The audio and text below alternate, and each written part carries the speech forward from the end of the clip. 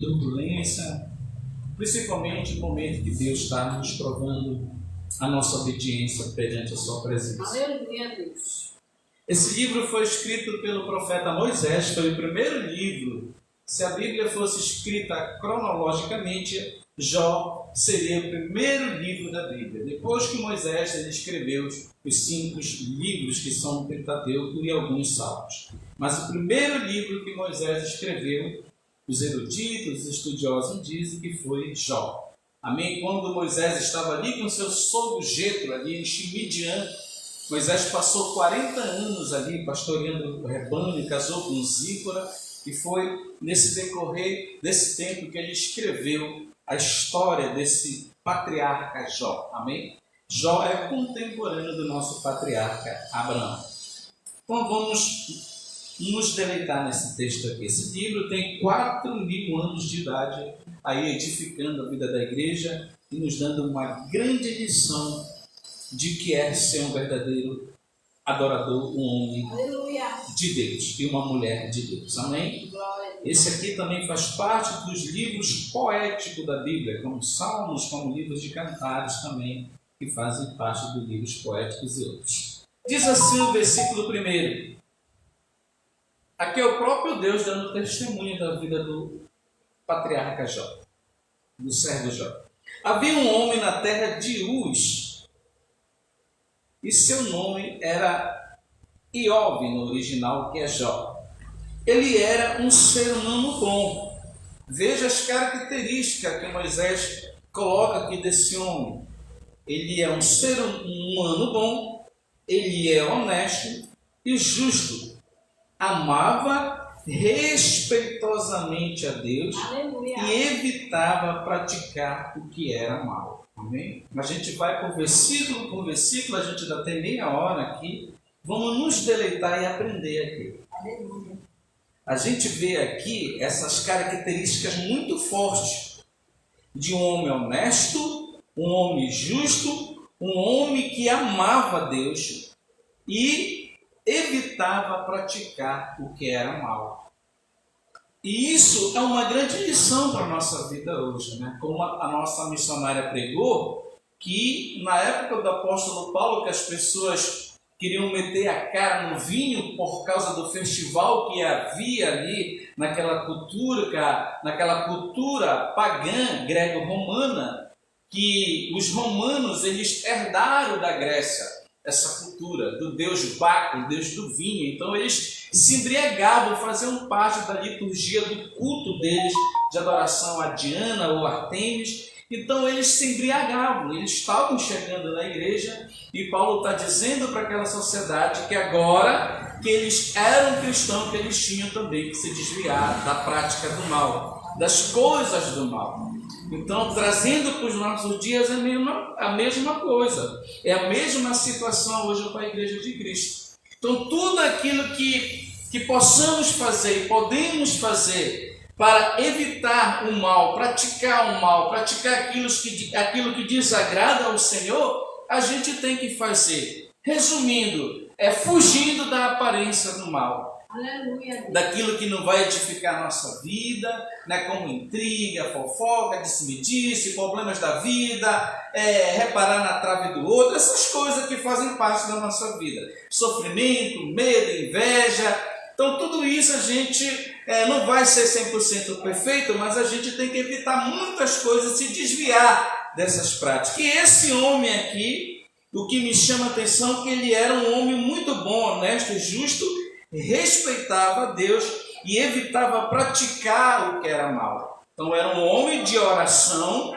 um homem que sacrificava ao Senhor, um homem que adorava o Senhor aqui em qualquer circunstância da sua vida. Versículo 2 vai dizer: Jó era pai de 7 filhos e 3 filhas. Ele possuía um homem rico, cheio de bens, ele possuía 7.000 ovelhas. Quem tinha nessa época de Jó essas coisas aqui era um homem muito próspero e rico. Ele possuía 7.000 ovelhas, 3.000 camelos, 500 juntas de bois e 500 jumentas. Tinha também muitos servos a seu serviço. Era um homem de muitos servos era o homem mais rico entre todos os habitantes do Oriente de sua época. Glória a Deus. Isso é impressionante, porque a maioria hoje das pessoas que tem muitos bens, são fazendeiros, homens hiper ricos, milionários, não querem saber de sacrificar a Deus e não querem saber de servir a Deus. Para ele, esse mundo aí do comunismo, do darwinismo, do iluminismo, essa cultura que está no mundo aí entranhada na sociedade, é isso que eles querem viver. E esse homem aqui nos dá uma grande lição, que o Deus de Abraão, Isaac e Jacó, ele é para todo ser humano, o rico, o pobre, e o que ele quer é tanto o rico que como o pobre, que a pessoa seja honesta, a pessoa tenha um bom caráter, a pessoa ame as coisas de Deus e acredite no sobrenatural do Senhor e se desvie das práticas mundanas das coisas do mundo.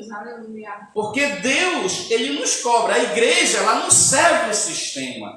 A igreja, ela é governada pelo céu. É por Deus que nós somos governados. Isso dá um nó na cabeça da sociedade, porque muitos veem esses livros e se ensinam como ultrapassados. Mas para nós não, é poder de Deus, é vida servindo esse Deus poderoso.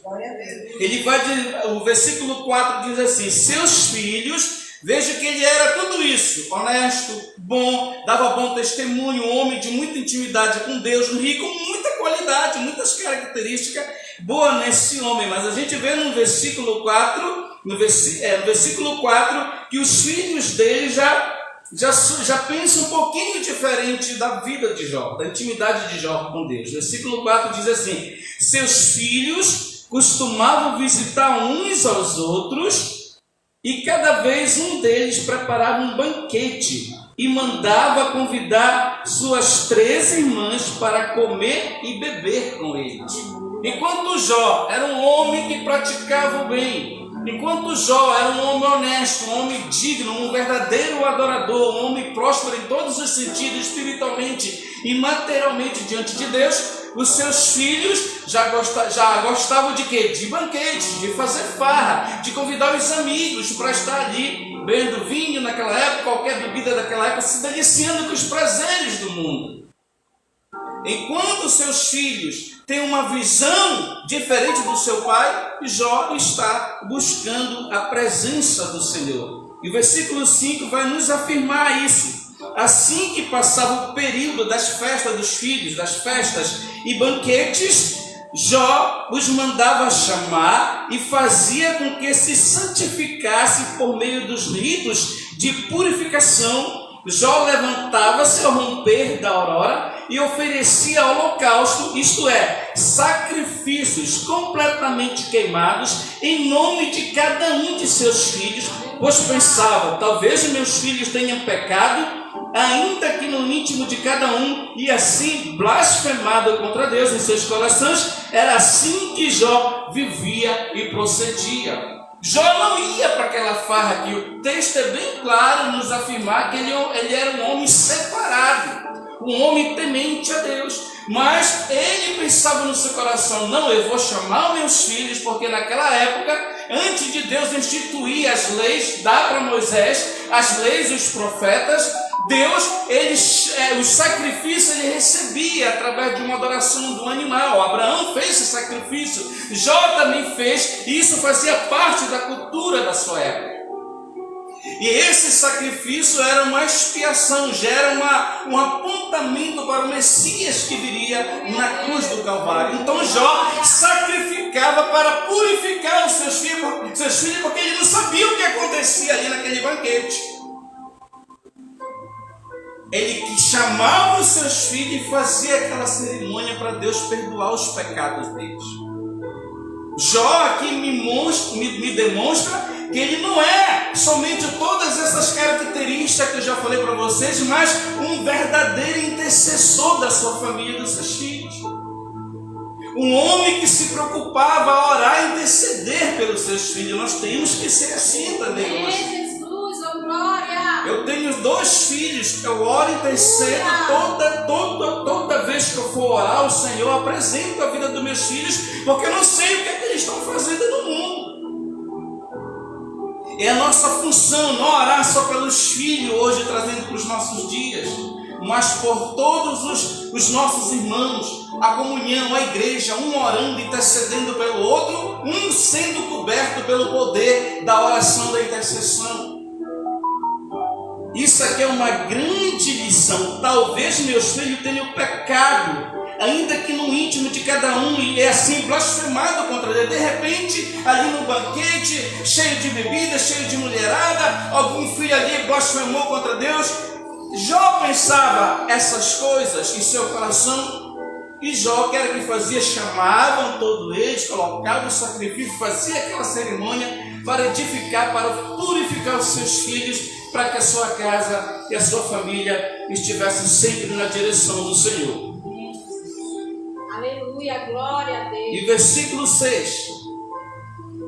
Certo dia, os anjos, isto é, os filhos de Deus, vieram apresentar-se perante Yahvé, o Senhor, e Satã, o acusador, aproximou-se também junto com eles.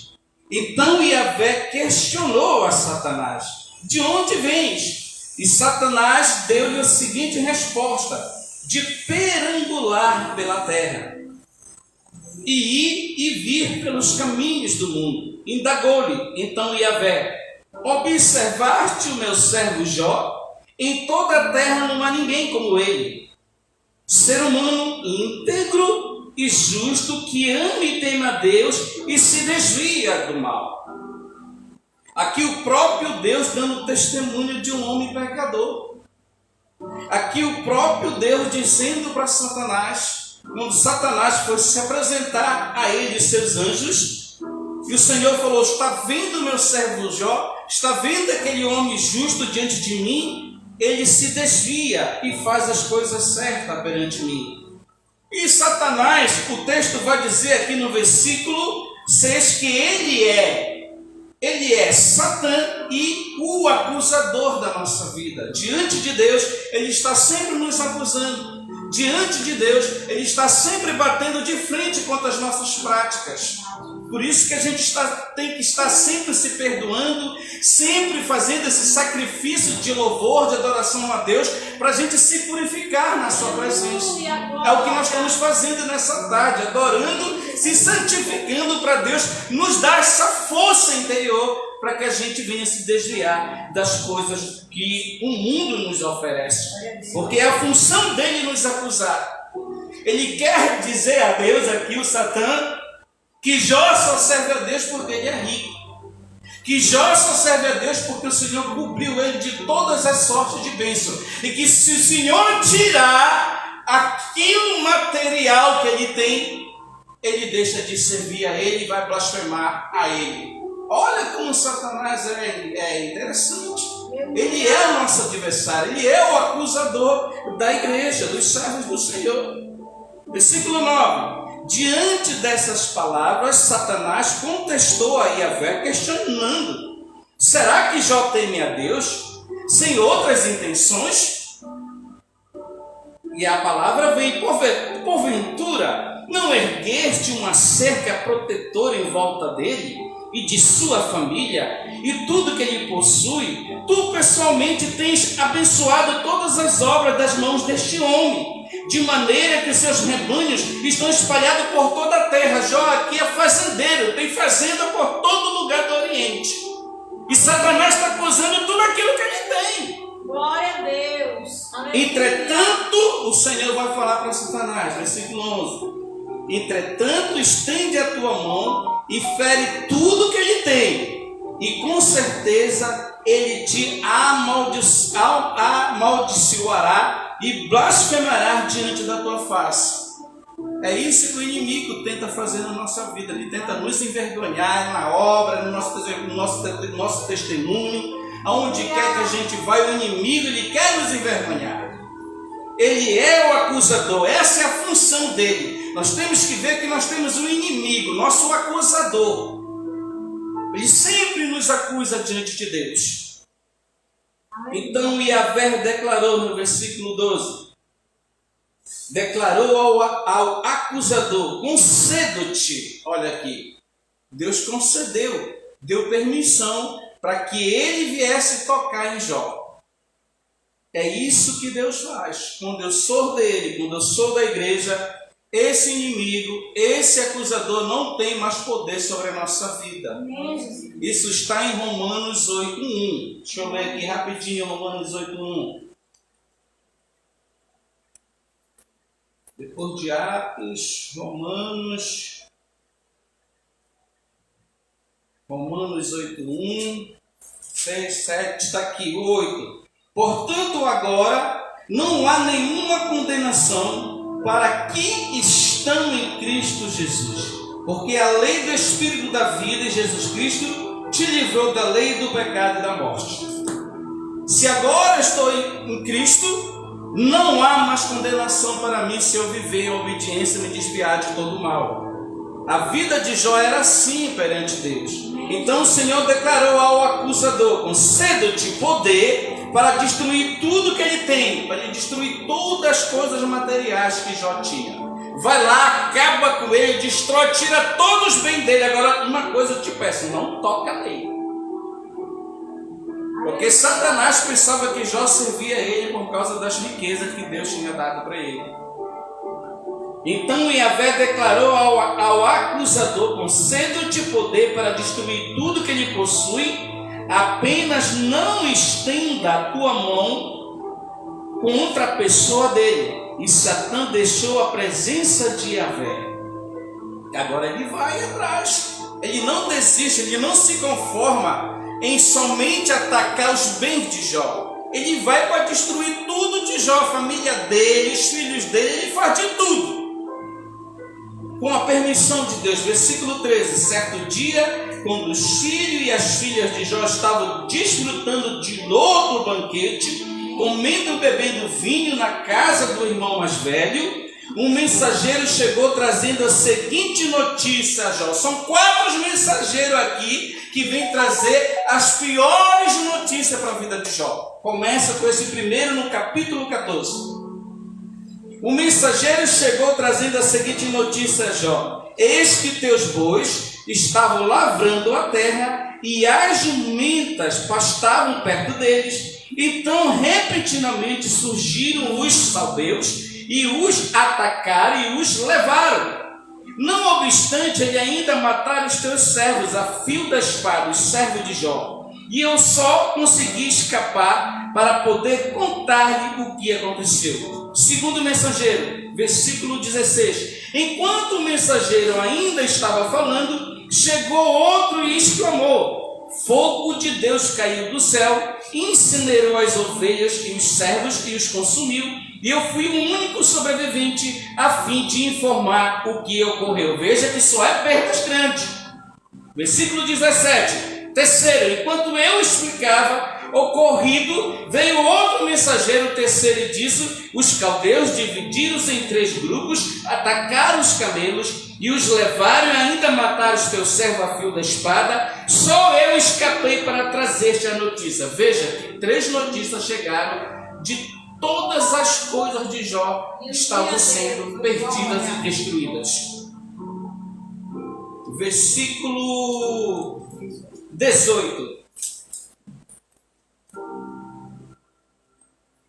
Enquanto este acabava de dar a sua informação, chegou com as seguintes notícias, a mais pesada de todas para um pai e para uma mãe: teus filhos e tuas filhas estavam comendo e bebendo vinho na casa do teu primogênito, o filho mais velho.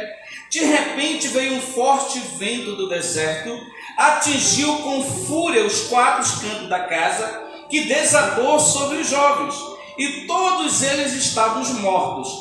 E eu fui a única pessoa que sobreviveu para lhe contar o ocorrido. Veja que situação tremenda, que notícias ruins. Que notícias ruins no dia do patriarca nesse dia. Trazendo para os nossos dias, com uma notícia ruim, às vezes, que a gente chega na nossa casa, a gente já se desespera. Imagine este homem, 4 notícias de perdas profundas, e principalmente as perdas dos seus filhos. Se coloque na posição de Jó. Glória a Deus. E esse homem vai demonstrar para nós nessa tarde o que é ser um servo, o que é ser um adorador, o que é ser um homem temente ao Senhor.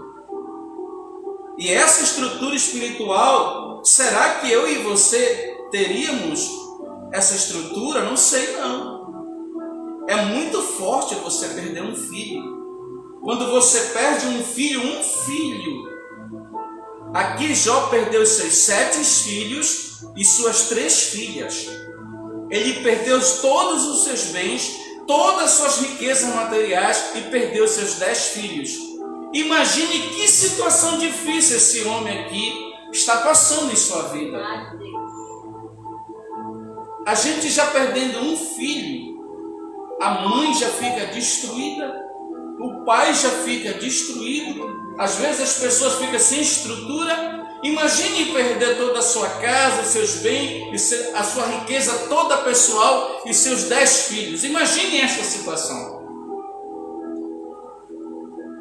Versículo 20. Vamos aprender com Jó nessa tarde, glorificar a Deus nas nossas perdas, nos nossos sofrimentos, porque todos nós passamos momentos difíceis, mas ele nos ensina aqui o segredo da vitória. Ao ouvir tudo isso, o texto é bem claro e nem afirmar, Jó levantou-se, rasgou o manto que vestia em sinal de tristeza, de luto, pela cultura da sua época.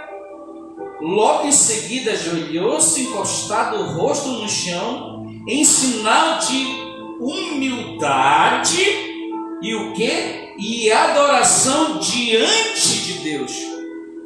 Isso é muito forte, irmão. Isso aqui é uma intimidade de um homem muito profunda com Deus. Aqui esse homem, no versículo 20, ele nos demonstra que não tem nada na vida dele que está sobre a autoridade de Deus. Nem os filhos, nem ninguém, nem propriedade, nem mulher, nem ninguém. É ele Deus, é a intimidade dele com Deus. Olha o que ele vai dizer, vou repetir o versículo para vocês que a gente já vai encerrar.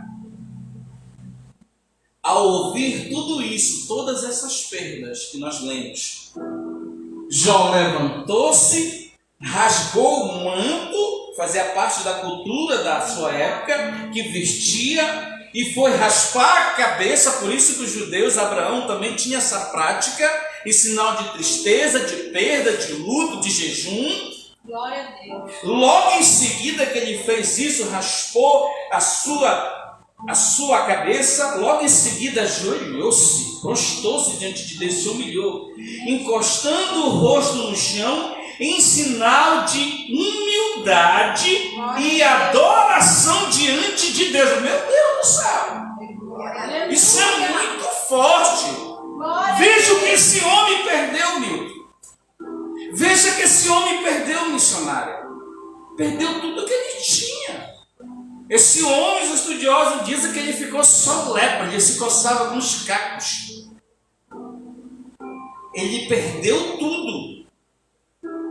Mas olha que ele vai dizer, o 21 ainda mais forte. Aleluia. Ele foi o que? Se humilhar diante de Deus. O texto 21 diz que, e exclamou em oração, nu deixei o ventre de minha mãe, e nu partirei para a terra. E Yahvé deu, e Yahvé o tomou, louvado seja o nome do Senhor. Meu Deus do céu!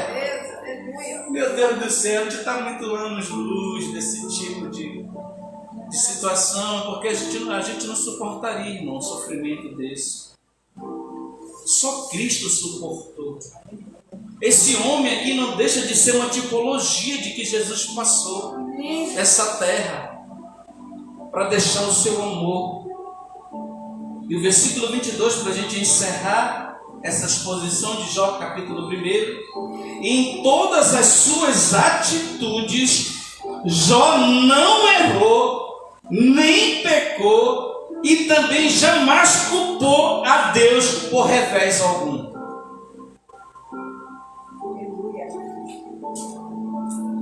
Porque a gente quer logo culpar Deus, né, irmão? a gente quer logo contestar com o Senhor, mas Senhor, por que me sobreveio tudo isso? Aleluia a Deus. Mas está aqui a receita. O versículo 22 nos deu a receita nessa tarde. Não importa a circunstância, levantem a mão de vocês que eu vou profetizar sobre a vida de vocês que estão aqui, vocês que estão na live. Deus está nos ensinando nessa tarde que não importa para Ele a circunstância da nossa vida, os momentos da nossa vida, se é de bonança, se é de tristeza. O que Ele quer de todo o adorador é uma intimidade, uma confiança profunda no seu poder. Esse homem nos ensina nessa tarde, com todo o sofrimento, com toda a perda, com todo o sofrimento pesado e tribulação, perca de bens, perca dos seus 10 filhos, perca de tudo, esse homem adorou e glorificou o nome do Senhor. Eu quero profetizar sobre a nossa vida nessa tarde, sobre as pessoas que estão nos assistindo nessa live, que se a gente não contestar, que se a gente adorar e confiar no Senhor, Ele vai fazer a restituição na nossa vida de tudo aquilo, toma posse, de tudo aquilo que vamos perder e tudo aquilo que ainda vamos perder, mas também que Deus vai restituir 10 vezes mais, Ele vai restituir muitas vezes mais para envergonhar o nosso acusador. Recebe essa palavra, Milton, para o teu coração, confia nele nessa tarde, que é Ele que vai dar a última palavra na tua casa e na tua família. Que o Deus de Israel, que o Deus soberano de Israel nos abençoe e nos guarde de todo mal. Senhor, abençoa, Senhor, esta obra. Abençoa os teus servos nessa tarde. E que possamos te dar glória, e que possamos te adorar, e que possamos te obedecer, e que possamos ser pessoas justas e íntegras diante de ti, e que tu venha nos dar sabedoria, e que tu venha nos dar estrutura para suportar toda dor, que não é fácil de sofrer, ninguém gosta de sofrer, mas que tu venha nos dar a estrutura para te glorificar nos momentos maus da nossa vida, nos momentos de provação, porque tu nos provas, Senhor, e que tu não venha nos dar essa paz, essa confiança. Receba essa palavra nessa tarde, amados irmãos, para a glória